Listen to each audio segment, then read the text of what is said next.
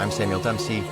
Today, I want to connect a few big stories that, on the surface, seem unrelated. Europe's competitiveness crisis, the rise of the far right, U.S. influence on EU politics, democratic reform, and the question of whether strategic autonomy is even possible, given the path that the EU is currently walking. But all of them point to one thing. Europe is entering a period of deep political and economic insecurity. And decisions made right now will shape whether the EU becomes stronger or hollowed out. This conversation comes after a major week for the EU, with the Green Omnibus vote and the leaks of what we know about the Digital Omnibus, which will be fully unveiled this week. To do this, I spoke with Professor Alberto Alemanno. He is a Jean Monnet Professor of European Union law and one of Europe's most influential voices on democracy and citizen empowerment. Named a Young Global Leader by the World Economic Forum and recognized as a Social Innovator of the Year by the Schwab Foundation. He's been called one of the most influential voices in the European Union by Political Europe and was featured on Project Syndicate's inaugural list of forward thinkers in 2025. A Harvard Democracy Fellow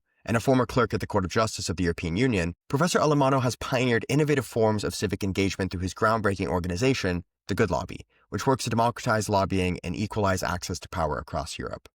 He is truly uniquely suited to talk about the developments of this week in the European Union, and it was a pleasure to be able to do so with him. With that, here's my conversation with Professor Alemanno. What we have been witnessing in Europe, notably in Brussels in the past few days, is nothing short of historical. It's the first time ever in which we see parties from the right and the far right coming together and providing an alternative majority to the European political parties that have been governing Europe since its inception. So it's a shift of political power first. And the reason why it is happening now is because the current European Commission, so our executive, is pursuing an almost unprecedented deregulatory shift, which entails the dismantling of regulatory frameworks that has been working on and developing over the past few decades. So all of a sudden, we see the European Union embracing deregulation while being supported by a new political majority. This happened in the past few days on a specific file, which is the sustainability/Green Deal file. But what's next is the Digital Omnibus. So the digital rulebook also being dismantled, most likely by the same political majority and by using the same method. And we might see at least a few more, probably a dozen omnibuses. This is the name of the package legislative techniques which is used to put together these amendments to be presented also in 2026. So this is just the beginning of a new way of making laws, of a new way of pursuing the objectives that are apparently today become the political priority of Europe. So in a moment, I want to get to that kind of new shift we've seen politically. But first, I kind of want to, in a sense, play devil's advocate a little bit of why the EU is thinking to approach regulation this way or deregulation this way. A year ago, the Draghi report highlighted major concerns for competitiveness in the EU. And I'll point out kind of some of these. We have, over the last 2 decades, labor productivity, the gap has grown between the EU and the US from 15% to 30%. Between 2019 and 2024, EU issued 13,000 new regulations compared to the US 5,000. And many European startups, which I find to be maybe the most concerning part, 30% of them between 2008 and 2011 end up moving over to the US. And as well, the intra-trade barriers within the EU, some say function like a 44% tariff, which they say to be 3 times higher than barriers between US states. But I know this is something that, is a little bit contested within this economic analysis. But, I say all this to point out that there are real issues in Europe being competitive. But my understanding of this Green Omnibus is that they don't really address these competition issues. So it'd be great to have you reflect on that, but also, is the EU actually serious about confronting this overregulation? Or is it just shifting towards a deregulatory agenda that's like the United States, where it's not addressing the structural problems, just kind of abandoning its Brussels effect altogether? It's a legitimate question, all the more so because the EU is presenting its policy shift as a simplification, not as a deregulation. So the entire narrative is built around the idea of basically simplifying rules, having fewer rules, because these might automatically lead to more economic prosperity. But quite frankly, this equation, which is very much central to the Draghi report, is not really supported by solid evidence suggesting that most of the limited competitiveness of European economy should be ascribed or could be ascribed to its regulatory framework. Let me just pause and make a common sense argument, which is very much empirical here. How is it possible that a country like Poland or many other countries in Central European regions have been growing around 8-10% while being subject to the same regulatory frameworks as those applicable in France or in Spain, which have clearly been slowing down historically? So when you pause on this, you realize that in reality, what the EU is doing with this simplification package, at least the first one on dismantling the Green Deal, it's very problematic because it's not going to be necessarily lead to unleash some form of economic competitiveness that the European Union would have, but it has been stopping over time. Rather the opposite. We have already a couple of dynamics at play. First of all, we see member states that are about to propose the very same regulatory requirements that the European Union decided to set aside. That means that each country in Europe, starting from the Netherlands, is going to be introducing reporting obligation and perhaps due diligence obligations, which will create a patchwork of regulatory standards, which clearly, inevitably, will be preventing the European Union economy to be more competitive, right? Because the EU is basically giving up on its harmonization power, which we're creating this kind of common approach to those issues. And the second problem is that this kind of rolling back is also failing to reward those companies. There are many companies who took very seriously, in terms of investment, the impending standards that were about to enter into force, or that were entering into force that they were suspended. So companies and investors are basically facing unprecedented uncertainty, which will again chill the European economy as opposed to promote it.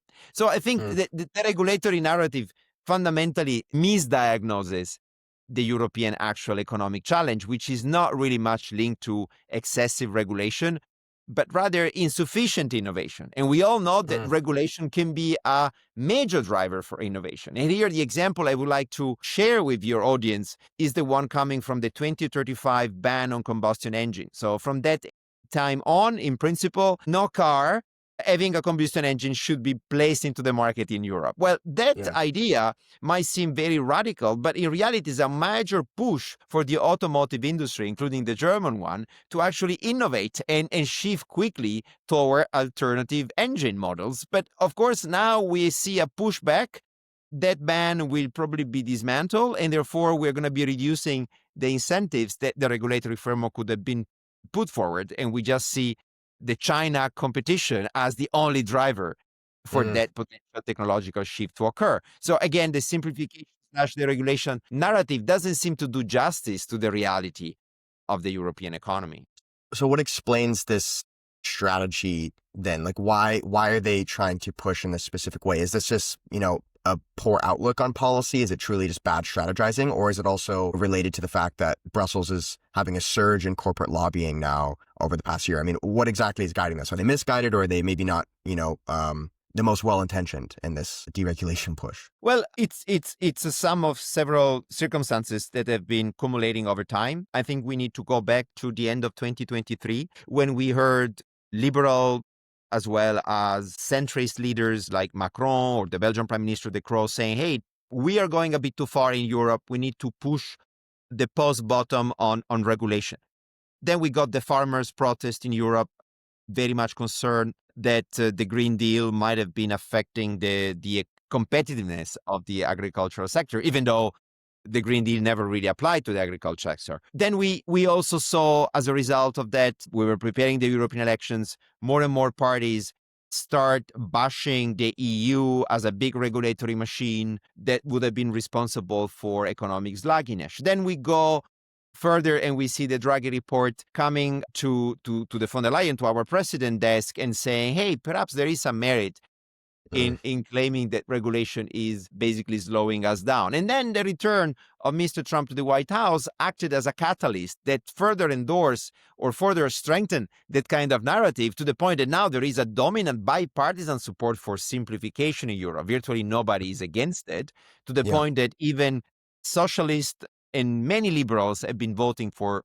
simplification when it comes to sustainability, and might even accept to do the same when it comes to digital rulebook, which is still very surprising. But this kind of narrative has been self-reinforcing over time. And it seems very difficult to step back and to ponder whether simplification is actually leading to the results, which are very much declared as the objectives, the ultimate objectives of these reforms. So I want to pivot back to the political discussion that we touched on a bit earlier. So you've argued, and I agree, that Europe is misunderstanding the real ideological battlefield here at play. So you said that, and I quote, the U.S. government and the MAGA movement regard the EU, not China, as the number one enemy. And, there's now a whole ecosystem that is reflecting this, that's pushing against Europe. We have MAGA mega donors and tech billionaires. Mark Andreessen said, quote, our principle is to do the opposite of what the EU does.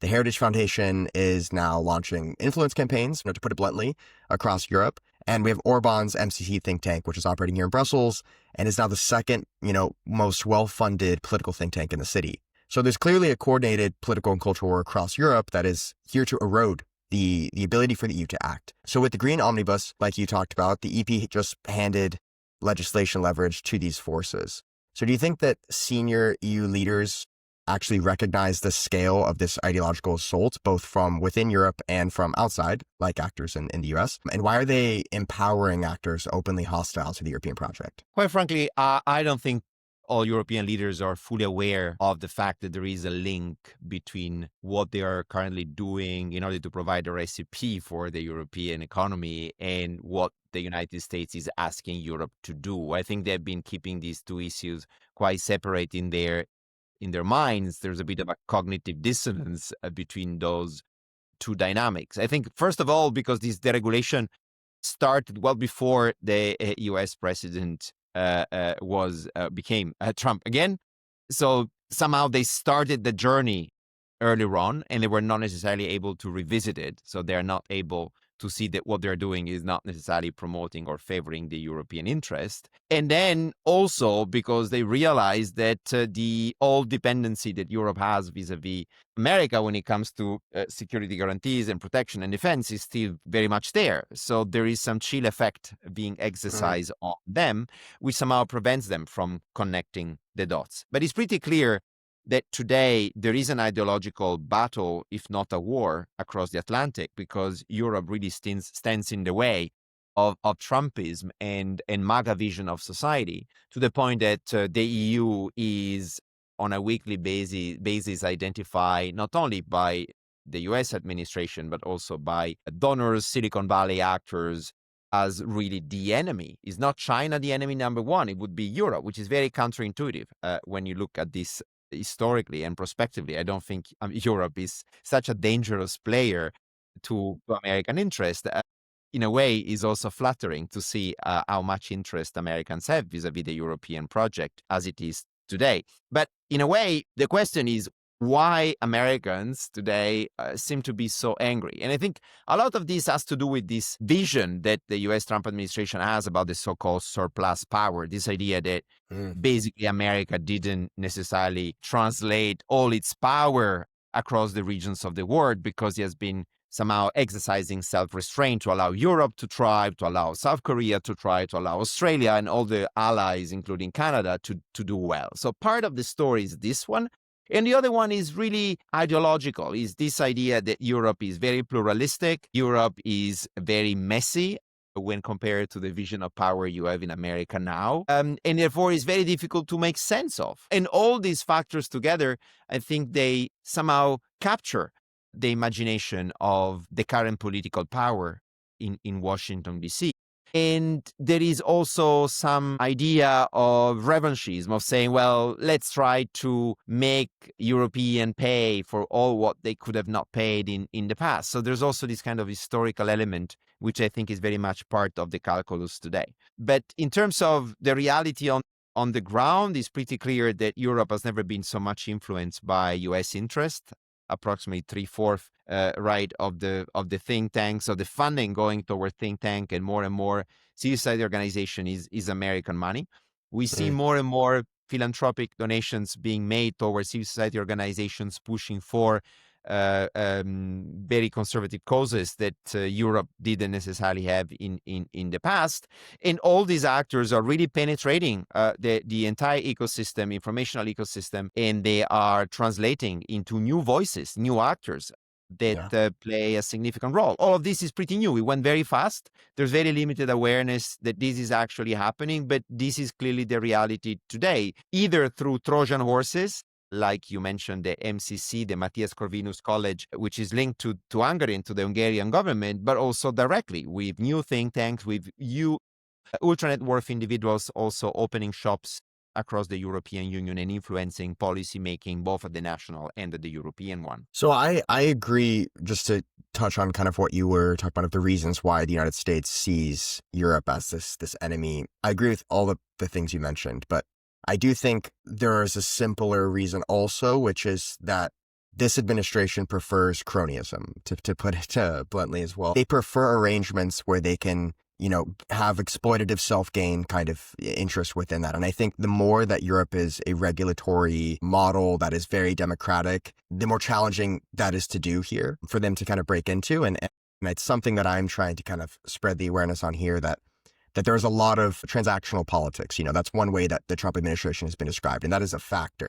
But I'd say it's one factor. But to pivot actually to kind of addressing EU leadership from more of a top-down level, I want to talk a little about your article. The title is Von der Leyen's Breaking Point. In this article, you stated that von der Leyen publicly echoes European concerns, but then national governments basically block action. And then she rarely uses the tools she does have to push through this resistance. And I think that's very accurate and a very interesting kind of logical chain of events of like her role kind of taking the blame basically for the restrictions that the national governments are imposing on her.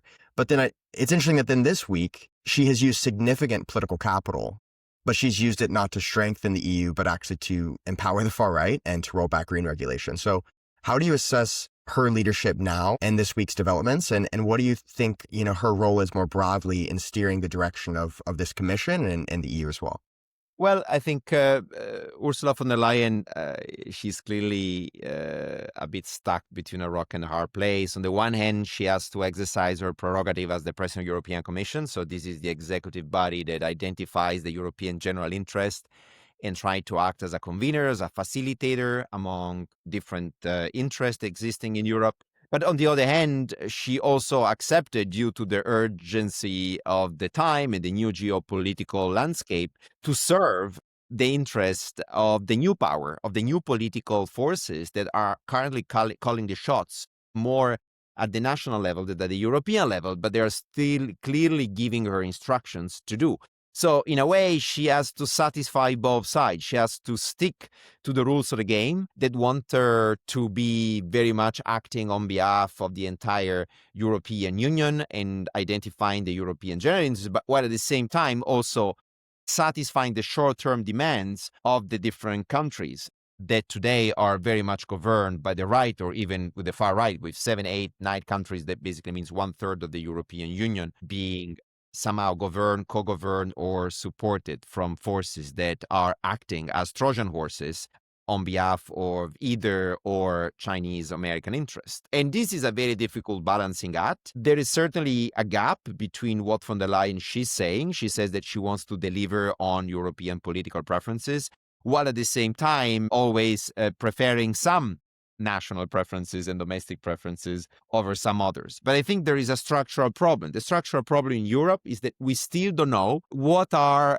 the political preferences of all Europeans, because we never aggregate those political preferences. When we vote for the European elections, we actually do vote on different dates. We vote for political parties which are national. We vote for national political leaders. And therefore, the outcome of the European elections are nothing all but, the results of 27 national elections. In a way, Ursula von der Leyen herself, but also the European Council, does not really know what European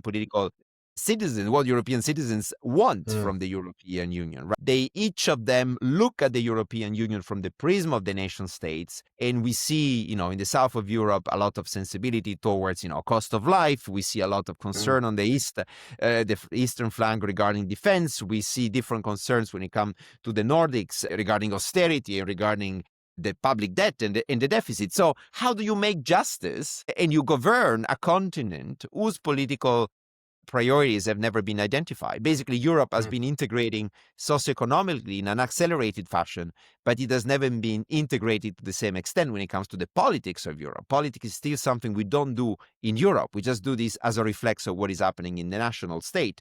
And von der Leyen simply struggles to make sense of this structural obstacle by trying to satisfy everyone but no one at the end of the day, because nobody's really happy with her. Neither the political leaders nor the European institutions or the members of parliament. And so to kind of talk about the politics that is not connecting basically to the top of the EU, you've long championed transnational lists, which is a reform that would finally make the EU truly democratic, I think, and politically engaging and interesting as well, which is, I think, is a really important factor in regards to a continental level of interest in what is happening in the EU. And the Parliament has supported this several times in 2018, again in 2022, with proposal for 28 transnational seats in the EP. And it urged member states to adopt this for both the 2019 and 2024 elections. But of course, we know that did not happen. The Council killed it each time. So why is the idea of this direct European democracy so threatening to national governments? And why do you think transnational lists are so essential for the EU's future? Once we agree that the European Union needs a political space, which is European and is not the sum of 27 national political spaces, the question is, how do we make it happen, right? How can we Europeanize politics instead of nationalizing it as we have been doing it? And the answer to that comes really to the European electoral system, which at the time, for the time being, is not European, but is predominantly national. So how can we create a pan-European electoral competition inhabited by pan-European political parties, as you have in the United States, where basically, despite the complexity of the US electoral system, everyone who is a potential voter can recognize whether his or her vote has been favoring one candidate, one political party over another. In Europe, we don't have this same level of readability in the political process. And therefore, the only way to reach that stage is to ask every single political party running for the European Parliament to tell their voters before the elections, before the European elections, which is the political family they belong to. They stay in the center, they stay on the right, they stay on the left. For the time being, they don't tell us. So when you vote and you cast your ballot, you won't see any logo of the European political party of reference of that particular party. That basically means that if you're voting for Forza Italia, Mr. Berlusconi's old party in Italy, you don't know that you're actually voting for Les Républicains in France, you're voting for CDU, Mr. Merz's party, or you're voting for the other right-wing parties in Europe. In the absence of this visibility and legibility, you're not going to be able to see a link existing between your political vote and the political color of the government of Europe. So we need to go there. And one way to do so would be to set up this transnational list and basically having one European elections happening on one day. We don't have an election day in Europe. We vote on different dates. We vote for national parties instead of European, and we vote for national candidates. So once we are able to Europeanize that moment, I think it's going to be much easier to make it happen. Why there is so much resistance to make this happen? I've been campaigning on this since 1999, so I've been around for a long time.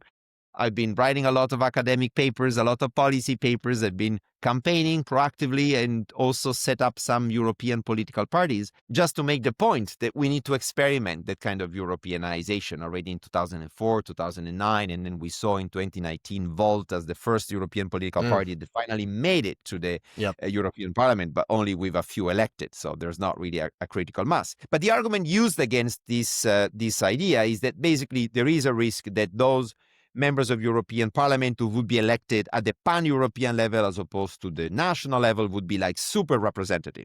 So they would have a higher status than the other ones, which of course is a false argument because they would have the same prerogatives once they would be voted. And of course, there is a compromise here. We're not talking about electing everyone on a pan-European scale, but just a few dozens, while still allowing the other MEPs to be elected on the national level. So in an ideal world, we're going to be seeing in 2029 every European voter expressing two preferences, one preference for their local MEPs and another preference for their pan-European MEP. Very little political appetite. I don't think it's going to happen now. The rapporteur who is responsible for the reform, the electoral law now, is saying that the Council continues to push back. So unless the European political party, because of their own initiative, they're going to present one political program in one pool of candidates all across Europe in the framework of the next European elections, we are not going to be seeing this Europeanization happening. And this, to me, is structurally what is really holding us back in Europe when it comes to understanding the political preferences of our citizens and translating them into a vote. Let me give you an example, which I think is very relevant. When you look at the vote, who actually voted for the omnibus on sustainability, so this first new simplification package, you will see that it's not only the EPP and the far-right parties voting in favor, but it's also socialists, some members of the Socialist Party, some members of the Liberal Party, which in principle are against it. They are expected to actually vote against this kind of watering down because their platform in the previous European elections were actually suggesting support for the Green Deal.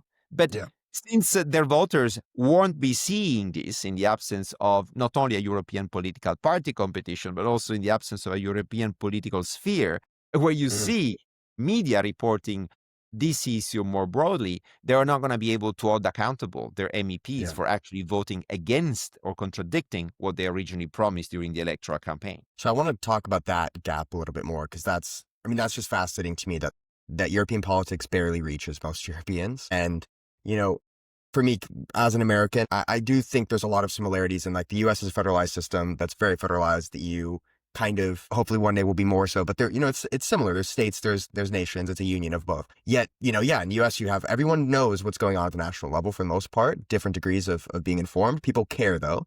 Maybe they care for the wrong reasons, but they care. Whereas here you can have the Maastricht debate, which features von der Leyen and the opponents of her that are vying to replace her basically. And you have only 15,000 viewers, which is less than a mid-tier Belgian football team game. Like that's astonishing to me. But what I find is when you talk about political appetite, my experience here in the Brussels bubble is that insiders don't really seem too bothered by this. If anything, they're actually, they prefer to do the policy making in obscurity, untouched kind of from the normal European perspective.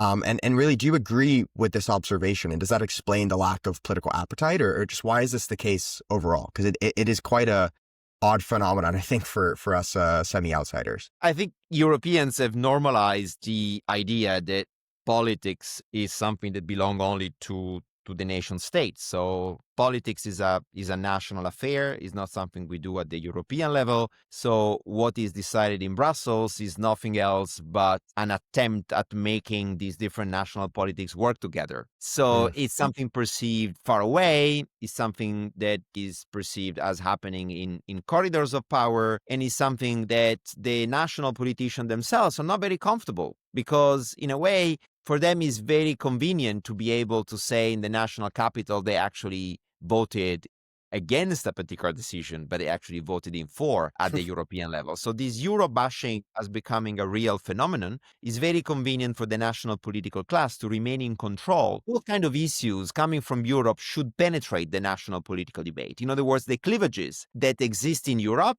are always mediated through the nation's prism. And this is really something that gives and keeps power the national political leaders that are really in full control. So in a way, and this is my big theory, we can argue that the national political leaders since the 1960s have been hijacking the European original idea of taking decisions at the national level by basically keeping control of what is penetrating the national level and insulating these national political debates from the big issues they are going to be discussed in Brussels. With little public scrutiny, with less public understanding, because in a way it's a very technocratic exercise that makes everything easier. And this might explain why all of a sudden we are embracing this deregulatory push with very little awareness. There's very limited public awareness for the time being. I think it's going to change as a matter of time. But for the time being, they managed to sell this story that is in the best interest of the Europeans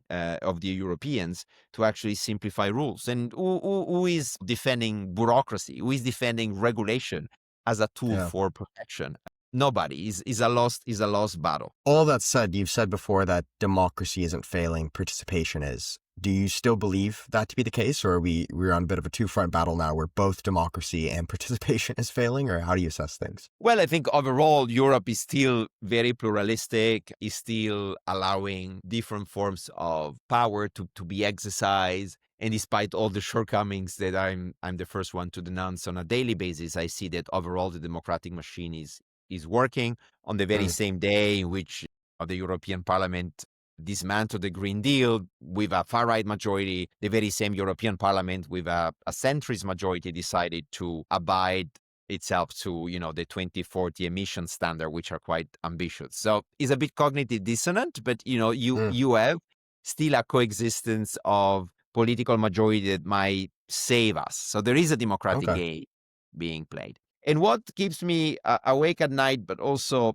keeps me somehow awful, is the fact that in reality, when citizens do mobilize in Europe because suddenly realize there's something is wrong or something different could be made, they have a lot of possibility. They can do petitions, they can do European citizen initiatives, they can mobilize at the national level. And this has been happening. Every 2 or 3 years, we see this massive mobilization at the transnational level, sending very strong signals. Recently, most of these campaigns have been rather regressive as opposed to progressive, right? They're killing the Green Deal with the farmers' protest. They've been asking for the European Union to actually roll back as opposed to advance Yeah.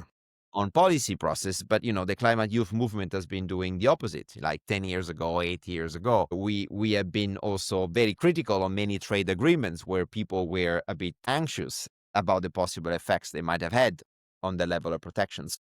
I haven't given up. I think there will be a moment of awakening in Europe. It might take a bit more time, again, because of these Okay. structural elements, the absence of a European public sphere and the absence of an electoral competition, that delay the landing of these stories in the national capitals. But the landing is just set to occur. It's just a matter of Gotcha. time. Okay. And so you founded and lead the Good Lobby here in Brussels to better democratize influence on European policymaking. Could you kind of walk me through a little bit what you see the purpose of this work being, and also how do you think the purpose of that work has changed since you founded it in 2015?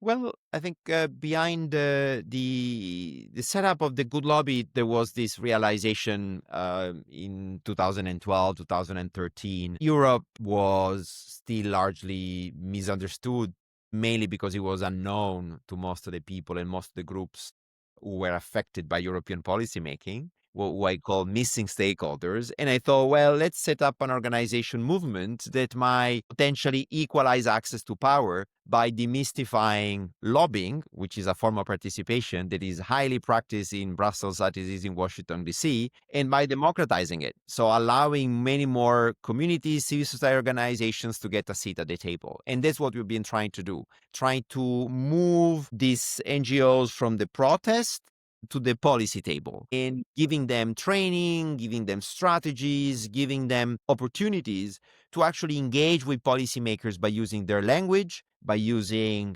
evidence as opposed to ideology, and somehow gaining some legitimacy and credibility to the point that policymakers should never close a meeting or a public consultation if the NGOs, if civil society, if some of these actors have not shown up. So this was the original vision. Since then, we became a bit of a movement with a lot of chapters across the European Union trying to demystify, beautify lobbying as a form of participation, which is legitimate and which is necessary, but also, again, democratizing it by working with philanthropy, with an ecosystem of social change actors that are really trying to do this both at the national and at the European level. So we are an enabler. Despite our name, we don't do lobby. We allow other people to do lobby. Yeah. We're really happy when we can step back and allow this organization to get a meeting with an MEP, to land a meeting with a commissioner, to devise campaigns that try to inform public opinion, and having a bunch of national journalists or politicians covering the news, discussing the issues that are very much decided in Brussels by their own representatives, but not perceived as such in the national level. So we basically try to bridge the gap existing between Brussels and the peripheries of Europe. And we try to do this with many other players, including media, investigative journalists, civil society organization, NGOs. Many people are trying to fill this kind of gap that to you is so evident because you come from outside and you have fresh eyes. But again, we are a bit frogs in this kind of boiling water, the boiling Sure, pot. yeah. Over time, we have normalized the idea that what happens in Brussels should not really be of interest to the average citizen. But I feel hard thirst among citizens of Europe of understanding a bit more how these decisions affecting their life are decided, how they are taken, who was around the table. So I think, again, it's a matter of time. We have accomplished so much in Europe in 70 years' time, but 23 languages being practiced, 27 national governments, and many more sub-local governments are clearly slowing down the level of awareness needed for this Europeanization to happen. It's not only the Europeanization of the political space, it's also the Europeanization of our life, of our society. That's where we're clearly not there. Only one European out of two is exposed to Europe because they have family, because they travel once a year to another country. But the other 50% of Europeans don't necessarily see Europe. They don't feel exposed on their skin. They simply don't cross borders. And in a way, Europe is very much linked to, is putting a reward on those who are mobile citizens as opposed to those who are not. So I often say in America, around 30% of the people enjoy interstate mobility. So they live in a country, in a state different than one in which they're born. But in Europe, it's only 4%, even a bit less than this. So when you compare the level of mobility in Europe, this might also explain and provide structural reasons why people feel a bit less exposed to the big picture.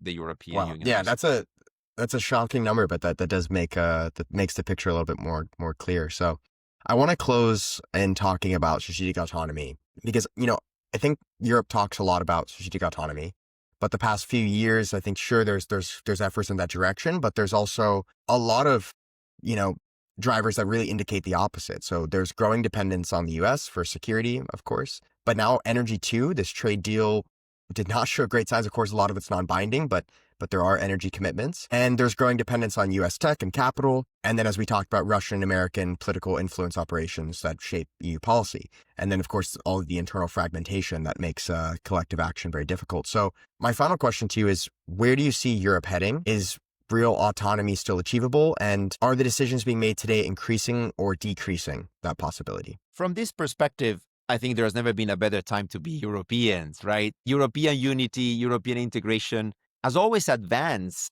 when the continent faced some challenges. Those challenges push national leaders to give up on their sovereignty, to come together and to provide solutions to deliver for their own citizens. And that's the whole history of the European Union can be explained in those terms. So there is some surprise and puzzlement among Europeans today because, in a way, this is the time we have been waiting for to free Europe from all dependencies. First of all, vis-a-vis the United States of America, to whom we owe a lot, because without the Marshall Plan, the European Union would have never been set up. Without the support and the protection we have been receiving in terms of defense and security, we would have never been able to build our economies. But at the same time, this is about time to grow up and to seize this momentum in order to gain this strategic autonomy we have been talking about for a long time. But now that the opportunity arises and we feel coherence, not only from Russia in terms of territorial integrity, not only from China in terms of challenging competitiveness and challenges coming from, for instance, the automotive industry, but also from our historical ally like the United States, we seem to miss the opportunity to actually free ourselves. And there will be so many opportunities to do that, right? If you take the energy sector, we're able to away from Russia in terms of dependency on oil and gas in a very short period of time, which would be unimaginable without the Russian invasion of Ukraine. It happened, but now we are rebuilding that dependence very much towards the United States. A country in relation to which we would like to gain independence in terms of security and defense, but we are actually trying to have our cake and eat it at the same time. And it is not really possible to do so. And I think what symbolizes the inability of the European Union or the unwillingness of our European leaders to build this independency, is the so-called EU-US temporary trade deal. That trade deal really represented a surrender. The EU didn't even try to get respected by the US administration by saying, well, we can retaliate if you actually raise your tariffs. Instead, they preferred to accept a very asymmetrical deal in which basically Europe is accepted to continue exporting its products toward the US at very high tariffs while basically lowering market access to the United States, to the US companies. And in reality, this is just the tip of an iceberg, because what is happening today in Europe, and I think that's where the regulatory autonomy in Europe is really disappearing, is the so-called non-tariff barriers. So not only we have accepted this very asymmetrical dimension in our trade exchanges, but when you look at transatlantic trade to come as a result of the Green Deal being dismantled, the digital rule being set aside, so forth and so on, is basically European Union giving market access to US companies and many other companies across the world, while basically giving up on its own regulatory prerogative, the only superpower the European Union has, which is collective action, and raising the standards and say, if you want to enter into our market, these are the rules you need to respect. And we're not doing this. And this is extremely surprising because, again, that's the only collective power we do have, where we have a strong track record of setting, the level of protection right for our people. I don't think it's an accident if life expectancy continues to go up in Europe and is going down or is stabilized in many other OECD economies, notably in the United States of America. I don't think it is an accident if there are so many people dreaming of moving and living in Europe. This has to do with the way in which the EU has been exercising its regulatory autonomy by setting standards, by ensuring protection across different sectors in a way which is, in a very clearly evidenced way, superior than in many other regions of the world. So not protecting that, it's a source of frustration, I think, for a growing number of Europeans who might actually see this bullying US administration as a reason for the European Union to be more ambitious and to raise. And here, the paradox or the dilemma is why European leaders are not mobilizing on such a demand. Why no European political party on the center, on the left, on the right are trying to mobilize this demand for greater, deeper Europe capable of making itself respected by other regions of the world, starting from the United States. To me, this is a bit of a dilemma. I don't really understand why this is not happening yet. Probably a matter of time. And so for now, you think the current path the EU is on is not really one of autonomy, but neither, one of full dependence. It's kind of stuck in the middle here, and time will tell. I think there's a lot of complacency among European leaders. I think the easiest path for them is to give up on existing regulatory regime, keeping the United States administration happy. And that's what they have achieved so far by securing somehow a commitment to get the protection level that we might dream of and potentially some support from Ukraine. But in reality, this is an illusion. If you look at this with sharp eyes, you see that the United States is no longer engaged in Ukraine, is the Europeans carry the burden. You see that there is no guarantee that the US is going to protect the EU territory should its territorial integrity being breached, because the Estonian territory is going to be occupied partly by the US or Moldova or Romania. And more worryingly of all, I think we see already in these hours the US administration being very unhappy with the way in which this US trade deal has been implemented, because the EU has to stick to its own rules. There is the European Parliament that has to approve this new specific tax tariff regime. So it's going to take till January or February. Will the US administration be patient with Europeans? And that's where I think the EU is a bit in a dilemma. On the one hand, it wants to keep the rule of law and to, maintain its own daily functioning of its own institutional apparatus, while at the same time, it has to satisfy the demand that they're going to be growing from the US side, because there's a lot of coercion being exercised. So unless something spectacular will occur, a form of coercion from the United States or a breach of territorial integrity of the European Union from Russia, I don't think there would be a real wake-up call from our European leaders. I think by now European leaders should be addicted to wake-up calls. They should be well awake, right? After so Yeah. many shocks occurring in the past few months. But apparently they haven't reached the threshold where they are ready for collective action. This is clearly not happening today, and the lack of European leadership, with a lot of strong leaders being weakened in Europe, is also making things more complicated. Who is going to be leading Europe in the current institutional moment? Well, that's very, very well said. So thank you so much, Professor Alemanno, for being on. This has been a real pleasure. Thanks to you, Sam. I enjoy reading your last piece on Brussels Times. Yes, yeah, on the Brussels Times. It's a piece I could have signed, said like, we agree. And very Okay, wonderful. few people are saying what we are saying. So you're right. Yeah. We need to persist and trying to get some of our ideas being taken up by many other journalists, notably at the local and national level, where they keep Yes. repeating the same dogma.